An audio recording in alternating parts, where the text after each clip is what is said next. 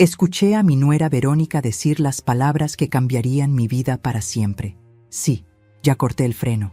Nos vemos en su funeral mañana.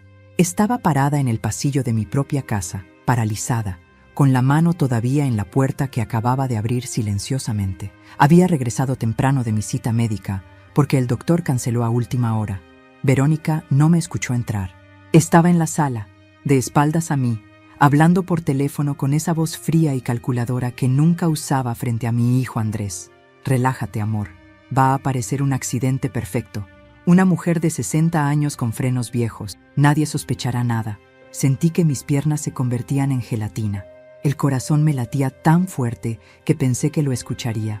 Pero no grité, no corrí, no hice ninguno de los movimientos desesperados que mi cuerpo me pedía hacer. En cambio, retrocedí en silencio. Salí por la misma puerta por la que había entrado y caminé hacia mi auto con pasos medidos, mecánicos, como si estuviera en trance. Mi mente funcionaba a velocidad sobrenatural.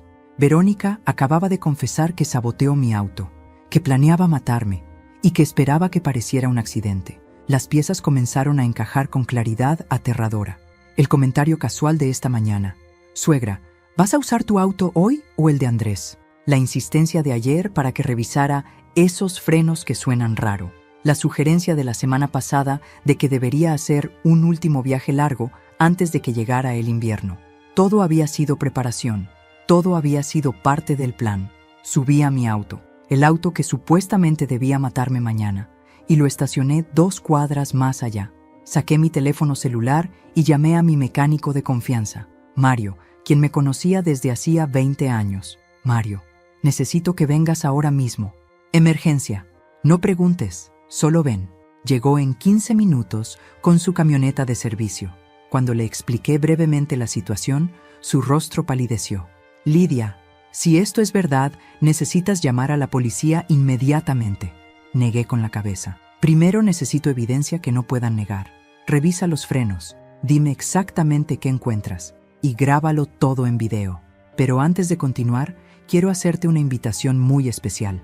Suscríbete al canal y deja tu like. Eso me ayuda a saber que me apoyas y disfrutas mis historias. Y comenta aquí abajo desde qué ciudad estás viendo. Ahora, continuemos». Mario se metió debajo del auto con su cámara de inspección. 3 minutos después, salió con expresión sombría. «Lidia, alguien cortó la línea de frenos deliberadamente. Está hecho de manera que funcione normalmente por un rato, pero en cuanto pises el freno con fuerza, como en una bajada o emergencia, fallaría completamente. Esto es intento de homicidio». Me mostró el video, la línea de freno claramente cortada a la mitad con algo filoso, hecho para parecer un desgaste natural para un ojo no entrenado, pero obviamente intencional para un mecánico profesional. «Guarda ese video», le dije con voz que no reconocí como mía, fría, calculadora, como la voz de Verónica minutos atrás. «Ahora necesito una grúa. Necesito que lleves este auto a una dirección específica». Mario me miró confundido. «¿No deberíamos llevarlo a la policía?». Sonreí sin humor. «Vamos a llevarlo a la policía, pero primero vamos a hacer una entrega especial». Le di la dirección. La casa de Elena Ortiz, la madre de Verónica. Una mujer elegante, orgullosa, que siempre había presumido de su hija exitosa y brillante. Una mujer que me miraba con desdén cada vez que nos encontrábamos en eventos familiares, como si yo fuera inferior por haber trabajado toda mi vida como enfermera, mientras su hija era ejecutiva de marketing. Una mujer que necesitaba ver exactamente qué clase de monstruo había criado. La grúa llegó en media hora. Mientras enganchaban mi auto, llamé a un mensajero urgente y le dicté una nota a mano. «Estimada Elena, este es un regalo de su hija Verónica. Los frenos han sido cortados deliberadamente para asesinarme. Pensé que debería saber qué clase de persona es su niña perfecta antes de que la policía se la lleve. Atentamente, Lidia Morales». PD. El video de la evidencia ya está con las autoridades. Le di instrucciones específicas al conductor de la grúa. «Deja el auto en la entrada, toca el timbre, entrega esta nota y graba la reacción de quien abra la puerta». El hombre, un tipo de unos 50 años con rostro curtido, me miró con una mezcla de curiosidad y respeto. «Señora, no sé qué está pasando aquí, pero quien le hizo esto a usted escogió a la persona equivocada para atacar. Tenía razón. Verónica había subestimado completamente a la vieja suegra tonta que pensaba que podía asesinar sin consecuencias. Mientras la grúa se alejaba con mi auto, saqué mi teléfono otra vez. Esta vez llamé a la estación de policía. «Necesito reportar un intento de asesinato», dije con voz firme. «Tengo evidencia grabada, testimonio de un mecánico certificado y la confesión de la perpetradora en audio». Porque durante esa conversación telefónica que Verónica tuvo, pensando que estaba sola, yo había tenido la presencia de mente de grabar todo desde mi teléfono antes de salir de la casa. 2 horas. Le di a Verónica 2 horas de libertad antes de que su mundo explotara. 2 horas para que disfrutara su última tarde como mujer libre. 2 horas para que su madre recibiera el auto saboteado y entendiera la verdad. Y luego, la justicia caería sobre ella como un martillo. Para entender cómo llegué a este punto, parada en una esquina, esperando que la policía arrestara a la mujer que intentó matarme, necesito regresar 5 años atrás, al día en que Andrés, mi único hijo, llegó a casa con esa sonrisa nerviosa que siempre tuvo cuando estaba a punto de darme noticias importantes. «Mamá, conocí a alguien especial. Se llama Verónica, y creo que es la indicada». Andrés tenía 32 años entonces. Había tenido novias antes, relaciones que yo había visto florecer y marchitarse con la naturalidad de las estaciones, pero esta vez era diferente. Lo veía en sus ojos, esa mezcla de emoción y vulnerabilidad que tienen los hombres cuando se enamoran de verdad por primera vez. Mi hijo era arquitecto, exitoso, con su propio estudio, apuesto, inteligente, bondadoso. Había sido criado solo por mí después de que su padre muriera en un accidente de construcción cuando Andrés tenía apenas 8 años. Durante 24 años, fuimos solo nosotros dos contra el mundo. Yo trabajaba dobles turnos en el hospital como enfermera para mantenerlo en buenas escuelas. Él estudiaba con dedicación para hacerme sentir orgullosa. Teníamos una relación hermosa, construida sobre respeto mutuo y amor genuino. Cenábamos juntos al menos 3 veces por semana, incluso después de que se mudó a su propio departamento. Hablábamos de todo, o eso creía. Verónica apareció en su vida de forma repentina. Según Andrés, se conocieron en una conferencia de diseño empresarial. Ella trabajaba en marketing para una firma grande. 30 años, ambiciosa, hermosa de esa manera pulida y artificial que viene de horas en salones de belleza caros. Cuando la conocí por primera vez en una cena, mi instinto visceral fue de rechazo. Había algo en sus ojos, algo calculador, detrás de la sonrisa perfecta y los modales impecables. «Señora Lidia, Andrés me ha contado tanto sobre usted», dijo con voz dulce como miel envenenada.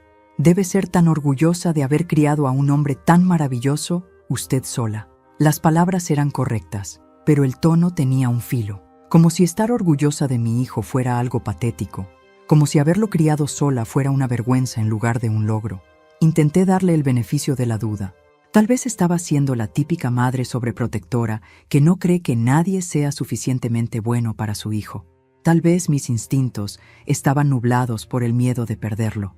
Así que sonreí y dije las cosas apropiadas y observé cómo mi hijo la miraba con adoración completa. Los siguientes 3 meses fueron un torbellino. Verónica se movió rápido, demasiado rápido. De repente, Andrés estaba cancelando nuestras cenas. «Verónica planeó algo especial, mamá. ¿Podemos reagendar?» Las llamadas telefónicas diarias se espaciaron. «Estoy ocupado, mamá. Te llamo después». Los domingos que solíamos pasar juntos desaparecieron. Verónica y yo tenemos planes. Y entonces, 4 meses después de conocerla, Andrés llegó con un anillo de compromiso. «Mamá, le propuse matrimonio a Verónica. Dijo que sí. Vamos a casarnos en 2 meses». 2 meses. Apenas la conocía y ya estaban planeando una boda. Intenté razonar con él. «Hijo, ¿no crees que es muy pronto? Apenas llevan 4 meses juntos». Su rostro se endureció de una manera que nunca había visto. «Sabía que dirías eso. Verónica me advirtió que no te gustaría, que intentarías separarnos porque no puedes soportar que yo sea feliz con alguien más». Esas palabras me golpearon como un puñetazo. Verónica ya estaba en su cabeza, plantando semillas de desconfianza. «Eso no es cierto», protesté. «Solo me preocupo por ti. Solo quiero que estés seguro». Pero él ya estaba en la puerta. «Voy a casarme con ella, mamá. con tu bendición o sin ella. Tú decides si quieres ser parte de mi felicidad o no. Me quedé sola en mi sala, con el corazón roto, sabiendo que había perdido una batalla que ni siquiera sabía que estaba peleando. Por supuesto que fui a la boda. Por supuesto que sonreí y abracé a mi hijo y le deseé felicidad, porque eso es lo que hacen las madres. Tragamos nuestras preocupaciones y apoyamos a nuestros hijos, incluso cuando creemos que están cometiendo el peor error de sus vidas. La boda fue pequeña, pero elegante, pagada casi completamente por Andrés, porque según Verónica, sus padres estaban pasando por dificultades financieras. Conocí a Elena Ortiz, la madre de Verónica, en la boda. Una mujer de 65 años, perfectamente vestida, con joyas que no sugerían ninguna dificultad financiera. Nos miramos con esa cordialidad fría que tienen las mujeres que saben que nunca serán amigas. Su hijo es muy afortunado, me dijo con una sonrisa que no llegaba a sus ojos. Mi Verónica podría haber tenido a cualquiera, pero eligió a Andrés. Espero que él esté a la altura. La implicación era clara. Mi hijo era el afortunado de esta unión, no al revés. Verónica era la joya, y Andrés el tipo común que había tenido suerte de atraparla. No dije nada, solo sonreí y me alejé. Pero en ese momento, viendo a Elena Ortiz con su arrogancia apenas disimulada, entendí de dónde venía Verónica. De una familia que valoraba las apariencias sobre la sustancia. De una mujer que había criado a su hija para ver a las personas como recursos a explotar. Los primeros 6 meses del matrimonio fueron una masterclass en manipulación sutil. Verónica no me atacó directamente. Eso hubiera sido demasiado obvio.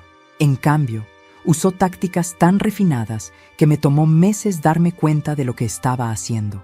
Y para cuando lo entendí completamente, ya había logrado aislar a Andrés casi por completo. Comenzó con pequeñas cosas, comentarios aparentemente inocentes hechos en presencia de Andrés. «Ay, suegra, qué linda tu blusa. ¿Es vintage?» Vintage era su código para vieja y pasada de moda. «Lidia, trajiste postre otra vez. Qué dulce. Aunque Andrés y yo estamos tratando de comer más saludable. Pero bueno, supongo que una vez no hace daño». Traducción. Tus esfuerzos son inapropiados y no bienvenidos. Cuando yo invitaba a Andrés a cenar, Verónica siempre encontraba una razón para que no pudiera venir solo. «Ay, suegra, si no te importa, voy con Andrés. Es que no me gusta quedarme sola en casa». Y entonces llegaba y dominaba toda la conversación, convirtiendo lo que debía ser tiempo de madre e hijo en un espectáculo donde ella era la estrella y yo la audiencia obligada. Peor aún, comenzó a ayudarme con cosas que yo nunca pedí ayuda. «Lidia, vi que tu jardín está un poco descuidado. Contraté a un jardinero para que venga la próxima semana. No te preocupes, Andrés y yo pagamos». Mi jardín no estaba descuidado. Lo cuidaba yo misma con orgullo. Pero ahora había un extraño cortando mi césped, impuesto por ella, convirtiendo mi hobby en evidencia de mi incapacidad. «Suegra, ¿todavía manejas? A tu edad, tal vez deberías considerar dejar de conducir». Las estadísticas de accidentes en personas mayores son alarmantes. Tenía 60 años entonces, no 80. Manejaba perfectamente. Pero plantaba la semilla en la mente de Andrés. Mamá está envejeciendo. Mamá necesita supervisión. Mamá ya no puede cuidarse sola. Los comentarios sobre mi trabajo eran constantes. Debe ser agotador ser enfermera a tu edad, Lidia. ¿No has pensado en retirarte? ¿Disfrutar de tus años dorados? ¿Viajar? ¿Descansar? Claro, entiendo que tal vez no puedas permitírtelo, pero Andrés y yo podríamos ayudarte con una pequeña mensualidad si decides dejar de trabajar. Nunca pedí su dinero, nunca lo necesité. Tenía una buena pensión planeada, pero ella convertía mi independencia financiera en algo patético. Y luego estaban las humillaciones públicas. En reuniones familiares, Verónica contaba anécdotas graciosas que me hacían quedar como tonta. Les conté cuando Lidia trató de usar su celular y no podía entender cómo funcionaba la cámara. Tuvimos que enseñarle 3 veces. Es tan adorable cuando los adultos mayores intentan usar tecnología. Todos reían. Andrés reía. Y yo me quedaba sentada, sonrojada, sintiendo cómo mi dignidad era erosionada pedazo por pedazo. Verónica orquestó mi exclusión con precisión quirúrgica. Organizaba eventos familiares y olvidaba invitarme hasta último minuto. «Ay, Lidia, lo siento tanto. Pensé que Andrés te había dicho». Bueno, Si quieres venir todavía, aunque ya confirmamos el número de personas con el restaurante, pero supongo que podemos llamar y preguntar si tienen espacio para una más. Quedaba como la madre entrometida que se invitaba sola, cuando en realidad me estaban excluyendo deliberadamente. Las visitas a mi casa cambiaron de naturaleza. Cuando venían, cada vez más raramente, Verónica inspeccionaba todo con ojo crítico. «Lidia, este sofá realmente necesita ser reemplazado. Está muy gastado. ¿Todavía usas esa vajilla? ¡Qué nostálgica eres! Deberías renovar esta cocina. Es tan de los 90. Convertía mi hogar, el lugar donde había criado a mi hijo, en algo vergonzoso que necesitaba ser modernizado bajo su supervisión. Pero lo más doloroso era ver cómo Andrés cambiaba. Mi hijo, que había sido empático y considerado, comenzó a tratarme con impaciencia. «Mamá, no puedes seguir llamándome todos los días. Tengo una esposa ahora. Tengo responsabilidades». Yo no llamaba todos los días. Llamaba 2 o 3 veces por semana, como habíamos hecho durante años. Pero Verónica le había convencido de que yo era dependiente y asfixiante. «Mamá, Verónica dice que necesitas aprender a ser más independiente. Mamá, no podemos seguir cenando contigo cada semana. Necesitamos nuestro espacio como pareja. Mamá, ¿por qué tienes que ser tan sensible? Verónica solo estaba bromeando cuando dijo eso sobre tu edad». Cada conversación se convirtió en un campo minado. Si yo expresaba cualquier preocupación, era dramática. Si comentaba sobre algo que Verónica había dicho, era paranoica. Si pedía pasar tiempo con mi hijo, era controladora. Verónica había construido una narrativa donde yo era la villana y ella la víctima de una suegra imposible. Y entonces comenzaron las sugerencias sobre mi salud. «Lidia, te ves cansada últimamente. ¿Estás segura de que estás bien? Deberías hacerte chequeos médicos más seguido. A tu edad, nunca se sabe». Estaba perfectamente saludable, pero Verónica plantaba dudas, en la mente de Andrés, en la mente de otros familiares. «Estoy preocupada por tu mamá», le decía a Andrés donde yo podía escuchar. «Parece estar olvidando cosas. ¿Notaste cómo confundió las fechas la semana pasada?» No había confundido ninguna fecha, pero bastaba que ella lo dijera para que Andrés comenzara a observarme con preocupación. ¿Estaba mamá envejeciendo más rápido de lo normal? ¿Estaba perdiendo facultades? ¿Necesitaba intervención? El veneno que Verónica destilaba era lento pero efectivo. Gota a gota, destruía mi relación con mi hijo, y yo no sabía cómo detenerla sin parecer exactamente lo que ella decía que era, una madre controladora que no podía soltar a su hijo. Ahora, parada en esa esquina esperando que la policía llegara, entendía que todo, cada comentario cruel, cada exclusión calculada, cada esfuerzo por aislarme y hacerme parecer incompetente, había sido preparación. Verónica no me odiaba porque yo fuera una suegra difícil. Me odiaba porque yo era un obstáculo entre ella y el dinero, mi dinero. Lo que Verónica no sabía era que yo había comenzado mi propia investigación hace 3 meses. No por sospecha de que planeara matarme. Jamás hubiera imaginado algo tan extremo, sino porque noté señales financieras extrañas. Andrés, que siempre había sido prudente con el dinero, de repente estaba pidiendo préstamos. «Mamá, ¿podrías prestarme 20,000 pesos? Es temporal. Te los devuelvo el mes que viene». Nunca me los devolvió. Y luego estaba la casa. Andrés y Verónica habían comprado una casa hermosa hace 2 años, mucho más cara de lo que mi hijo podía permitirse, según mis cálculos. Verónica consiguió un ascenso, me explicó cuando pregunté cómo podían pagar la hipoteca. Pero algo no cuadraba, así que hice lo que cualquier madre preocupada haría. Contraté discretamente a un contador para revisar la situación financiera de mi hijo. Lo que descubrió fue devastador. Verónica no solo no había recibido un ascenso, sino que había sido despedida de su trabajo hace 8 meses por irregularidades en gastos corporativos. Básicamente, había estado usando la tarjeta de la empresa para compras personales. Nunca le dijo a Andrés. Seguía yendo al trabajo cada día, cuando en realidad estaba en cafés o centros comerciales, manteniendo la fachada. Sin el ingreso de Verónica, Andrés estaba cargando toda la hipoteca, más las tarjetas de crédito que ella seguía usando sin control, ropa de diseñador, tratamientos de belleza, restaurantes caros, todo cargado a tarjetas a nombre de Andrés. La deuda acumulada era de más de 200,000 pesos. Mi hijo estaba al borde de la ruina financiera y ni siquiera lo sabía porque Verónica manejaba las finanzas del hogar. Pero eso no explicaba por qué querría matarme. Hasta que el contador descubrió algo más. Hace un año, Verónica había sugerido casualmente a Andrés que le preguntara a su mamá sobre sus pólizas de seguro. Es importante saber estas cosas, amor, para planificación familiar. Andrés, inocentemente, me preguntó durante una cena si tenía seguro de vida. Sí, tengo uno del hospital, le dije sin pensar mucho. Es parte de los beneficios laborales. 1 millón de pesos si muero en servicio o dentro de 5 años después de retirarme. Tú eres el beneficiario, obviamente. Vi cómo los ojos de Verónica brillaron por una fracción de segundo. En ese momento no le di importancia. Ahora entendía que fue el momento en que tomó su decisión. 1 millón de pesos. Suficiente para pagar todas sus deudas, mantener su estilo de vida y todavía quedarle dinero. Suficiente para que valiera la pena planear un asesinato. El contador también descubrió algo más perturbador. Verónica había estado investigando sobre mi póliza. Había llamado al Departamento de Recursos Humanos del hospital, haciéndose pasar por mí, preguntando sobre los términos exactos de pago. Había investigado leyes de herencia. Había buscado en Internet cuánto tiempo tarda el pago de seguro de vida después de muerte accidental.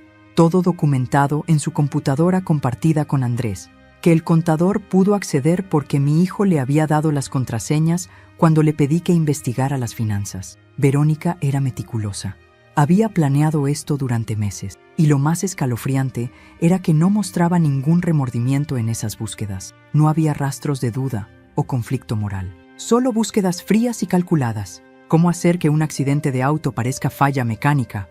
¿Cuánto tiempo investiga la policía accidentes automovilísticos? ¿Puede un seguro de vida negar pago por accidente? Confronté a Andrés con las deudas hace 2 meses. Hijo, necesito hablarte sobre tu situación financiera. Se puso inmediatamente defensivo. ¿Qué? ¿Ahora estás investigándome? Mamá, esto es demasiado. Es mi vida privada. Verónica, por supuesto, estaba ahí, añadiendo leña al fuego. Lidia, con todo respeto, las finanzas de Andrés no son tu problema. Él es un adulto. Tiene 200,000 pesos en deudas, dije directamente. Y tú fuiste despedida hace 8 meses. El rostro de Andrés se puso blanco. ¿Qué? Verónica, ¿es eso cierto? Verónica ni siquiera parpadeó. Tu madre está inventando cosas otra vez. Está obsesionada con controlarte. Probablemente contrató a alguien para espiarnos. ¿Ves lo tóxica que es? Andrés me miró con una mezcla de confusión y enojo. Mamá, necesitas dejar de entrometerte. Esto es exactamente lo que Verónica dice. No puedes dejarnos vivir nuestras vidas. Y se fueron, dejándome con la evidencia que él se negaba a ver. Fue entonces cuando decidí cambiar mi seguro de vida. Llamé a Recursos Humanos y actualicé la póliza. El beneficiario ya no sería Andrés directamente. Sería un fideicomiso administrado por mi banco, que le entregaría el dinero a Andrés en cuotas mensuales durante 10 años, supervisado por un contador independiente. Verónica no tendría acceso inmediato a 1 millón de pesos. Tardaría una década en recibirlo todo, y solo si permanecía casada con Andrés. Hice este cambio hace 6 semanas, y aunque Verónica no tenía manera de saberlo oficialmente, sospecho que intuyó que algo había cambiado. Sus ataques hacia mí se intensificaron. Sus comentarios sobre mis frenos ruidosos y mi auto viejo comenzaron exactamente después de que hice el cambio, como si el reloj estuviera corriendo. Y tenía razón, el reloj estaba corriendo, pero no de la manera que ella pensaba. Mi teléfono vibró. Era un mensaje del conductor de la grúa. Misión cumplida. La madre abrió la puerta. Se puso blanca cuando leyó la nota. Tengo todo en video. Está gritando por teléfono ahora mismo, probablemente llamando a su hija. Sonreí sin humor. Perfecto. Quería que Elena Ortiz supiera exactamente qué clase de monstruo había criado antes de que las autoridades se la llevaran. Pero mi trabajo no había terminado. Durante las últimas 2 horas había estado ejecutando un plan con la precisión de un cirujano. Primero, envié las grabaciones de audio de la confesión de Verónica a mi propia nube, a mi abogado y a 3 amigos de confianza. Si algo me pasaba accidentalmente antes de que la policía actuara, había múltiples copias de la evidencia que saldrían a la luz. Segundo, Mario, mi mecánico, No solo había grabado el video de los frenos saboteados, sino que había tomado muestras fotográficas desde múltiples ángulos, documentando el corte deliberado con marcas de medición y timestamps. Esto es evidencia forense de calidad judicial, me dijo mientras me enviaba todo por correo electrónico. Ningún abogado defensor podrá argumentar que fue desgaste natural. Tercero, y esto era crucial, pedí a Mario que verificara algo más. ¿Cuándo exactamente habían sido cortados los frenos? Usando herramientas de análisis de oxidación y exposición, determinó que el daño había sido hecho en las últimas 24 a 36 horas. Eso coincidía perfectamente con ayer, cuando Verónica había insistido en que le prestara mi auto para recoger un paquete grande que no cabía en el suyo. Había tenido mi auto durante 3 horas, más que suficiente tiempo. Cuarto, revisé las cámaras de seguridad de mi vecindario. Vivía en una zona residencial donde varias casas tenían cámaras. Mi vecino de al lado, don Julio, un jubilado amigable, tenía una cámara que apuntaba directamente a mi entrada. Le expliqué la situación. Cuando revisamos la grabación de ayer, ahí estaba, Verónica llegando con mi auto, estacionándolo. Y luego, esto fue lo más incriminatorio, metiéndose debajo del auto con una bolsa de herramientas durante 20 minutos. Todo grabado en video de alta definición con fecha y hora. «Dios mío, Lidia», dijo don Julio con horror. «Esta mujer realmente intentó matarte. Me copió el video en una memoria USB. Más evidencia irrefutable». Quinto, hice algo que me sorprendió a mí misma. Llamé a Elena Ortiz directamente. Contestó al tercer timbre, su voz temblando. «Lidia, acabo de recibir tu auto. Esto no puede ser real. Verónica no haría algo así. Debe ser un error». Su negación era predecible. «Elena», dije con voz calmada y fría, «tengo la confesión grabada de tu hija planeando mi asesinato. Tengo video de ella saboteando mi auto. Tengo evidencia forense del daño deliberado. Y en menos de 1 hora, la policía va a arrestarla. Te llamé como cortesía profesional, madre a madre, para que sepas que tu hija es una asesina. Puedes usar esta hora para preparar a un abogado o puedes seguir negando. Tu elección». Hubo un silencio largo. Luego, la voz de Elena, quebrada. «¿Por qué?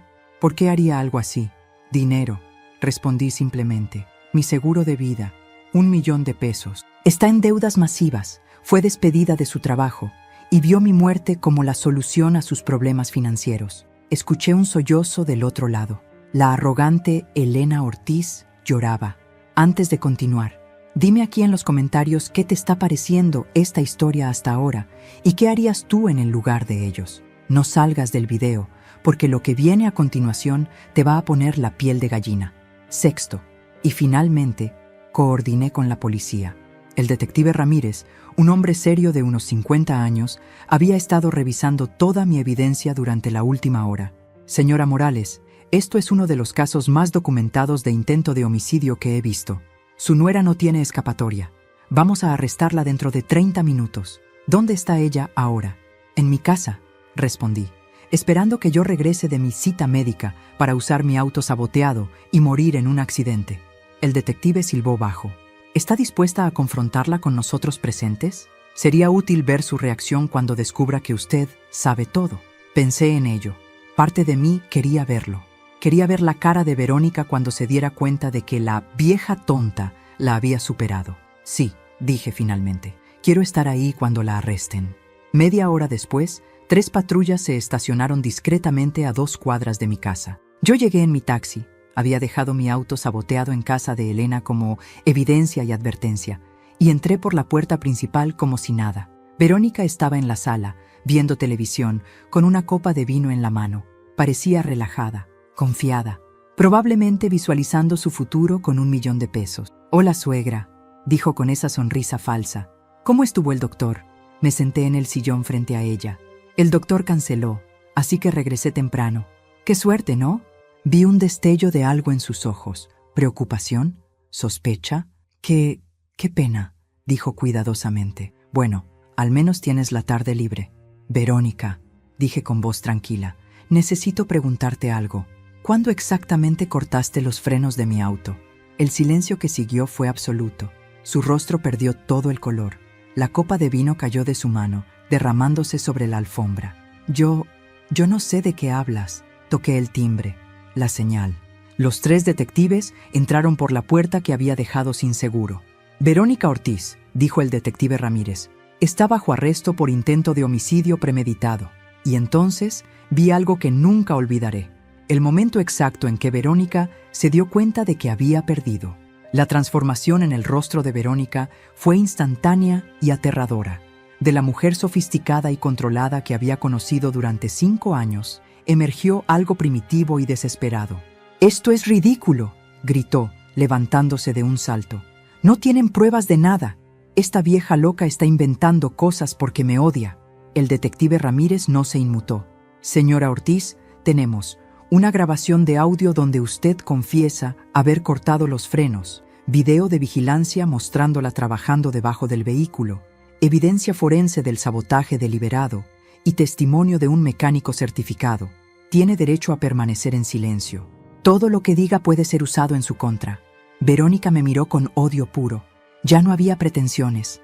La máscara había caído completamente. «Perra», siseó, «arruinaste todo. Todo. Ese dinero debía ser mío. Lo merecía después de soportar 5 años fingiéndote cariño». Sus propias palabras la condenaban aún más. El detective Ramírez levantó una ceja. «Continúe, por favor. Esto hace que mi trabajo sea mucho más fácil». En ese momento, escuchamos un auto detenerse afuera. Era Andrés. Había llamado a mi hijo 10 minutos antes, pidiéndole que viniera urgentemente. Necesitaba que estuviera presente para esto, no para protegerlo del dolor, sino porque merecía ver la verdad con sus propios ojos. Andrés entró corriendo, con el rostro lleno de preocupación. «Mamá, ¿qué pasa? Tu mensaje sonaba... ¿Policía?». Se detuvo en seco al ver a su esposa esposada, flanqueada por 2 oficiales. «Verónica, ¿qué está pasando aquí?». Su voz era un susurro confundido. Verónica inmediatamente cambió de táctica. Las lágrimas brotaron instantáneamente. Su voz se volvió pequeña y frágil. «Andrés, tu madre me está acusando de cosas horribles. Dice que intenté matarla. Es una mentira. Ella me odia y está haciendo esto para separarnos». Vi a mi hijo vacilar. 5 años de condicionamiento luchaban contra la evidencia frente a él. «Andrés», dije con voz firme, «tu esposa cortó los frenos de mi auto. Planeaba que yo muriera en un accidente para cobrar mi seguro de vida y pagar las deudas masivas que tienen, las deudas que ella creó y te ocultó». Andrés negó con la cabeza. «No, eso es imposible. Mamá, sé que nunca te gustó Verónica, pero esto es demasiado». El detective Ramírez intervino. «Señor Morales, ¿podría acompañarnos a la estación? Tenemos evidencia que necesita ver». Sacó su teléfono y presionó play. La voz de Verónica llenó la sala. «Sí, ya corté el freno. Nos vemos en su funeral mañana». Vi cómo el color abandonaba el rostro de mi hijo. Esa no puede ser Verónica. Tiene que ser editado o... El detective mostró el video de la cámara de seguridad. Verónica metiéndose debajo de mi auto con herramientas. 20 minutos de video ininterrumpido, con fecha y hora claras. «No», susurró Andrés, retrocediendo como si el video fuera físicamente doloroso. «No». Verónica intentó acercarse a él, pero los oficiales la detuvieron. «Andrés, escúchame. Sí, lo hice, pero lo hice por nosotros. Estamos enterrados en deudas. Iba a perder la casa. Tu madre tiene $1 millón en seguro que ni siquiera necesita. Era la única salida». El silencio que siguió fue devastador. Verónica acababa de confesar. No negó el intento de asesinato, solo justificó su razonamiento. Andrés la miraba como si fuera una extraña, peor, como si fuera un monstruo que había estado durmiendo junto a él durante 5 años. «¿Ibas a matar a mi madre por dinero?», preguntó con voz quebrada. «¿A la mujer que me crió sola después de que mi padre muriera? ¿A la mujer que trabajó doble turno para que yo tuviera educación? ¿Ibas a asesinarla? Era por nuestro futuro», gritó Verónica, toda pretensión de inocencia abandonada ahora. «Por nuestra vida juntos. ¿Qué querías que hiciera? ¿Dejar que perdiéramos todo?». Andrés se desplomó en el sofá, con la cabeza entre las manos. «Dios mío, me casé con una asesina. Dormí junto a una asesina». El detective Ramírez me miró. «Señora Morales, ¿quiere presentar cargos formales?». «Sin dudarlo. Sí. todos los cargos posibles, intento de homicidio premeditado, cualquier otra cosa que aplique. Verónica fue sacada de la casa gritando: «Andrés, Andrés, no dejes que me lleven, soy tu esposa, tienes que ayudarme». Pero mi hijo no se movió, no levantó la vista, estaba roto. Cuando la puerta se cerró, nos quedamos solos, padre e hijo, madre e hijo, con años de mentiras desmoronándose entre nosotros. «Mamá», dijo finalmente con voz ahogada, «¿cómo pude estar tan ciego?». Me senté junto a él, porque así funcionan los manipuladores. Te hacen dudar de tu propia percepción, te aíslan de quienes te dirían la verdad. «Las deudas», susurró. «200,000 pesos. ¿Es verdad?». Asentí. «Y hay más, hijo, mucho más que necesitas saber sobre quién es realmente tu esposa». Durante las siguientes 3 horas le mostré a Andrés todo, cada documento que el contador había recopilado, cada búsqueda en Internet que Verónica había hecho sobre seguros de vida y accidentes automovilísticos, los registros de sus tarjetas de crédito mostrando miles de pesos gastados en ropa, tratamientos de belleza, restaurantes caros, todo mientras le decía a Andrés que estaban ahorrando para el futuro. Las cartas de despido de su empresa 8 meses atrás, que ella había ocultado perfectamente. Y luego vino lo peor. El contador había encontrado algo más que yo no le había mencionado a Andrés todavía. Mensajes de texto entre Verónica y un hombre llamado Ricardo. Cientos de mensajes, románticos, explícitos. Verónica había estado teniendo una aventura durante 2 años. «Cuando tenga el dinero del seguro, dejaré a este idiota y nos iremos a la playa como planeamos», había escrito apenas 3 semanas atrás. Vi cómo cada revelación destruía un poco más a mi hijo. Lágrimas silenciosas rodaban por sus mejillas mientras leía los mensajes. Su esposa no solo había planeado matarme, tomar el dinero y abandonar a Andrés por otro hombre. Mi hijo había sido solo un medio para un fin desde el principio. 5 años, dijo finalmente con voz hueca. 5 años de mi vida con alguien que nunca me amó, que solo me veía como una cuenta bancaria con piernas. Y en el proceso, perdí 5 años contigo, mamá. 5 años donde la creí cuando decía que tú eras el problema, que tú eras controladora, tóxica, celosa. Se volvió hacia mí con ojos rojos. «¿Cómo puedes siquiera mirarme ahora? Elegí a una asesina sobre ti. Dejé que te humillara, dejé que te aislara. Fui cómplice de todo». Le tomé las manos. «Porque así funciona la manipulación, hijo». Ella era experta. Sabía exactamente qué botones presionar, qué miedos explotar. Me hacía quedar mal tan sutilmente que no podías verlo sin sentir que estaba siendo injusto con ella. «No te culpo por enamorarte. Te culpo por no escucharme cuando traté de advertirte. Pero entiendo por qué no lo hiciste. Intentaste decirme», sollozó, «antes de la boda, después de la boda, durante estos 5 años, y yo siempre la defendí a ella». Hubo una larga pausa. «¿Por qué no me mostraste esta evidencia antes? Las deudas, el despido, todo. ¿Por qué esperaste hasta que intentó matarte?». Respiré profundo. «Porque te mostré evidencia antes. ¿Recuerdas? Hace 2 meses te dije sobre las deudas y me llamaste entrometida. Me dijiste que me mantuviera fuera de tu vida privada. Verónica te convenció de que yo estaba inventando cosas, así que supe que más evidencia no serviría de nada. Necesitabas verlo con tus propios ojos. Necesitabas que ella misma se desenmascarara». Andrés se cubrió el rostro. «Dios mío, si ella hubiera tenido éxito, si hubieras muerto en ese accidente, yo habría llorado tu muerte sin saber nunca que mi esposa te asesinó. Habría cobrado el seguro pensando que era un golpe de suerte trágico, y ella habría tomado ese dinero, me habría dejado, y yo nunca habría sabido la verdad». La magnitud de lo que casi sucede lo golpeó como una ola. Casi pierdo a mi madre y mi alma en el mismo día. Los siguientes días fueron un torbellino legal. Verónica fue formalmente acusada de intento de homicidio premeditado. Su abogado, pagado por una Elena Ortiz devastada, intentó argumentar que las grabaciones eran inadmisibles, que la evidencia estaba contaminada, que todo era una conspiración de una suegra vengativa. Pero el fiscal tenía demasiado. El video de seguridad era irrefutable. La confesión grabada era clara. Los frenos saboteados eran evidencia forense perfecta. Y luego estaba la confesión adicional que Verónica había hecho frente a los policías en mi sala. La audiencia preliminar fue 3 semanas después del arresto. Asistí junto con Andrés. Verónica entró esposada, vestida con el uniforme naranja de la prisión, luciendo demacrada y furiosa. Cuando me vio, su rostro se retorció en odio puro. «Esto es culpa tuya», me gritó a través de la sala del tribunal. «Tú nunca me aceptaste. Tú envenenaste a Andrés contra mí desde el principio». El juez golpeó su martillo. «Orden, señora Ortiz. Un estallido más y será retirada». El fiscal presentó la evidencia metódicamente. Cada grabación, cada video, cada documento. Verónica ya no intentaba negar lo que había hecho.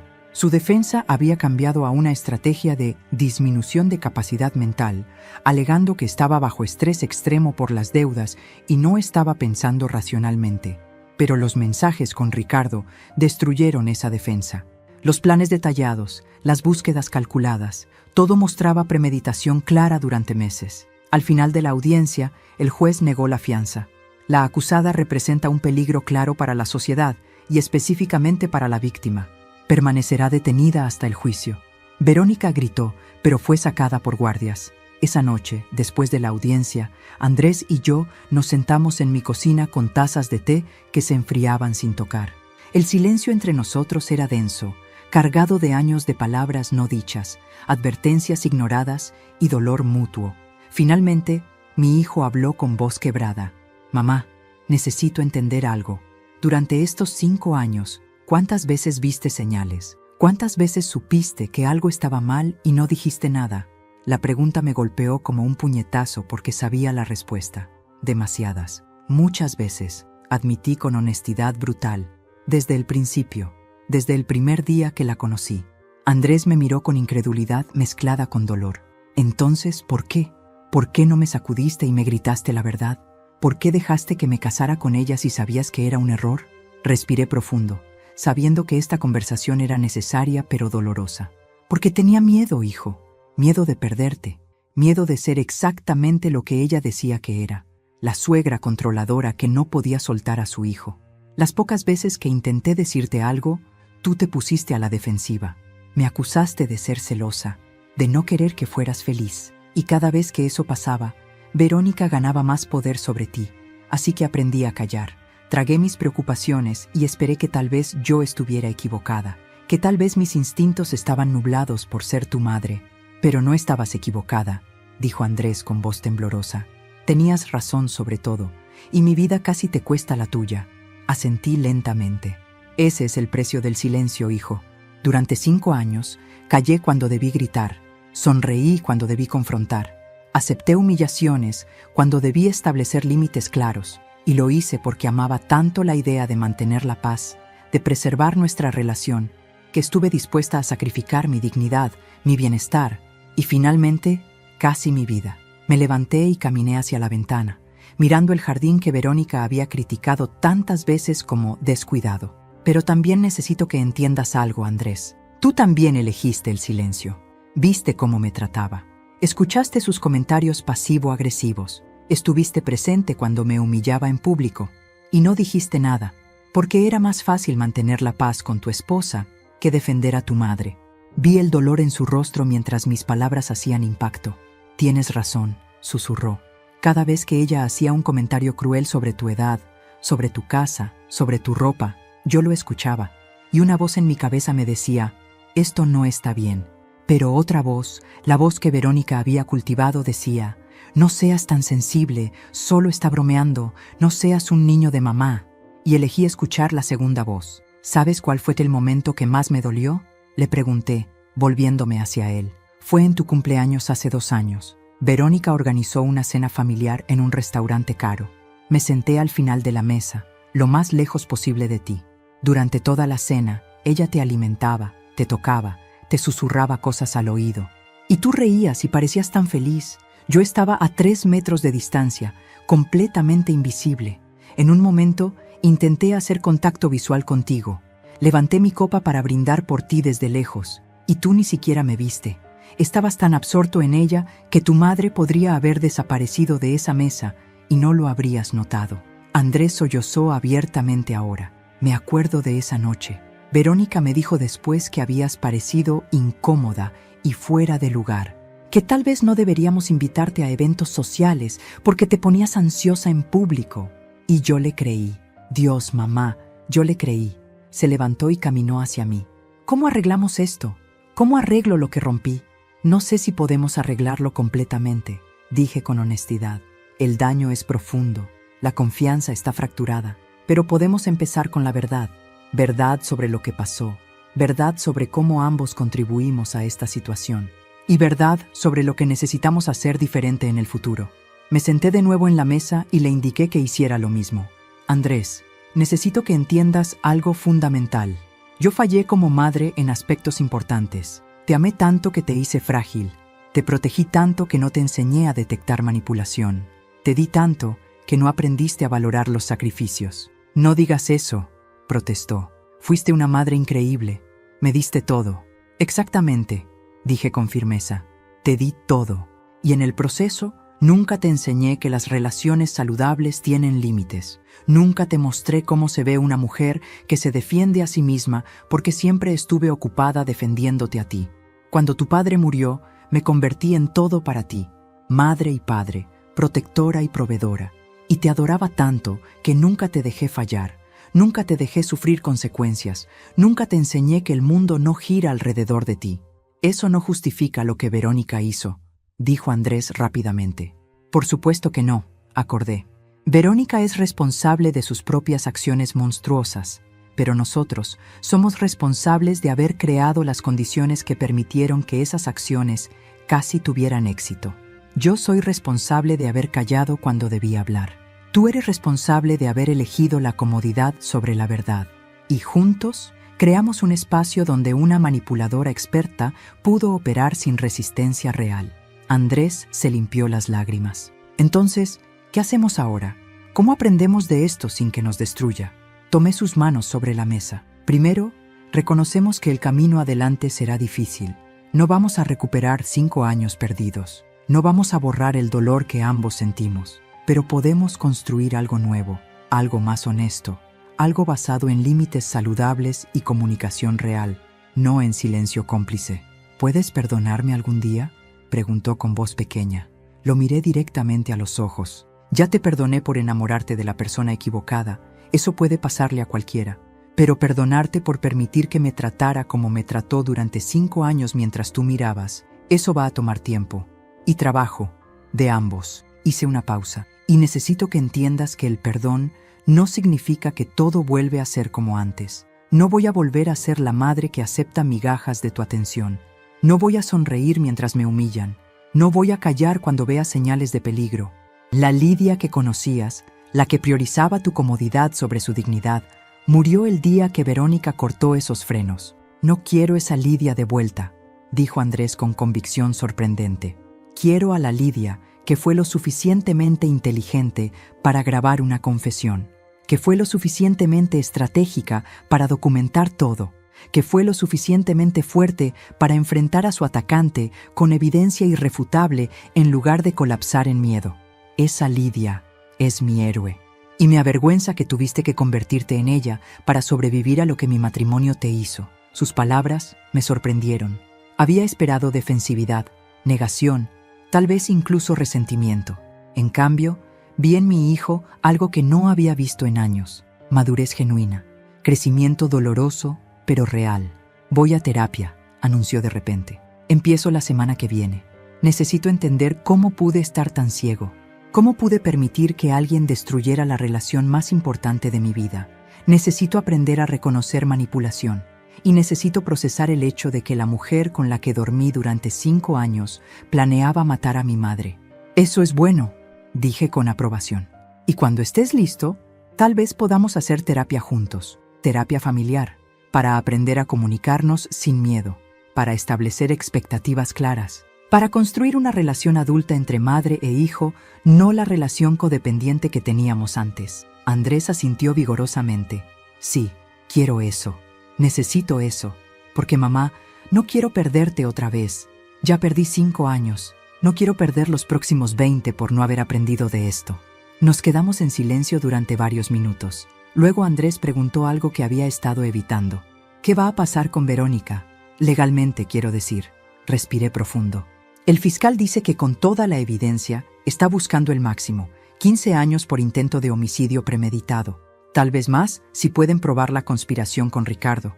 Su abogado intentará negociar, pero yo he dejado claro que no aceptaré ningún acuerdo que le dé menos de 10 años. ¿Y el divorcio?, preguntó con voz temblorosa.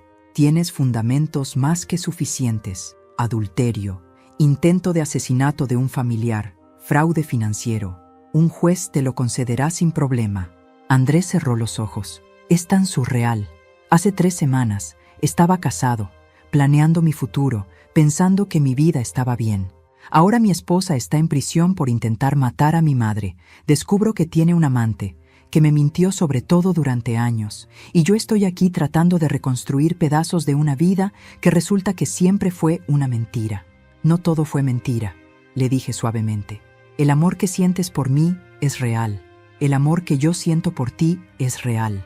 Esas cenas que compartimos, esas conversaciones, esos recuerdos de antes de Verónica, esos son reales. Ella no puede quitarnos eso.